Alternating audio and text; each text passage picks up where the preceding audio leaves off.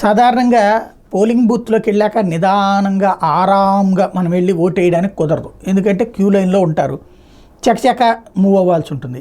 ఆ టైంలో ఆ సీరియస్నెస్సే ఒక్కొక్కసారి కొంతమందికి దెబ్బ అవుతుంది. ఇప్పుడు 16 మంది వరకు ఒక ఈవీఎంలో పడతారు. 16 మంది అభ్యర్థుల లోపు కనుక పోటీ చేస్తే ఒక ఈవీఎం సరిపోతుంది. అప్పుడు దాంట్లో సెలెక్ట్ చేసుకోవడం పెద్ద కష్టం కాదు, ముందుగానే డిసైడ్ అయి ఉంటారు.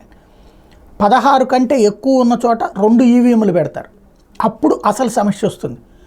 ఇప్పుడు అట్లాంటి లెక్క చూసుకుంటే తిరుపతికి అతిపెద్ద సమస్య ఉంది.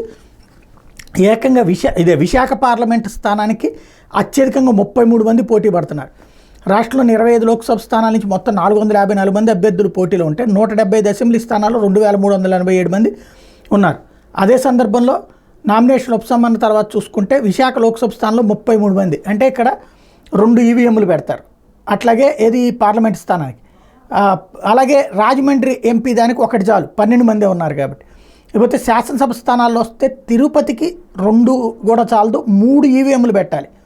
16, 32 ఇక్కడ 46 మంది అభ్యర్థులు పోటీ చేస్తున్నారు కాబట్టి 3 ఈవీఎంలు పెట్టాలి. 3 ఈవీఎంలో మన అభ్యర్థి ఎవరన్నది ఎత్తుక్కోవడానికి టైం తినేస్తుంది. అక్కడ అత్యల్పంగా చోడవరం అసెంబ్లీ సెగ్మెంట్ నుంచి 6 ఉన్నారు కాబట్టి అక్కడ ప్రాబ్లం లేదు. అలాగే లోకేష్కి కూడా ఈ సమస్య ఉంటుంది. మంగళగిరి అసెంబ్లీ నియోజకవర్గం నుంచి 40 మంది అభ్యర్థులు పోటీలో ఉన్నారు. 40 మంది అంటే అక్కడ కూడా 3 ఈవీఎంలు పెట్టాల్సి ఉంటుంది. ఈ 3 ఈవీఎంల్లో ఎత్తుక్కోవాలి. అక్కడ ఆ టైం అన్నటువంటిది ఇక్కడ మేజర్ అవుతుంది.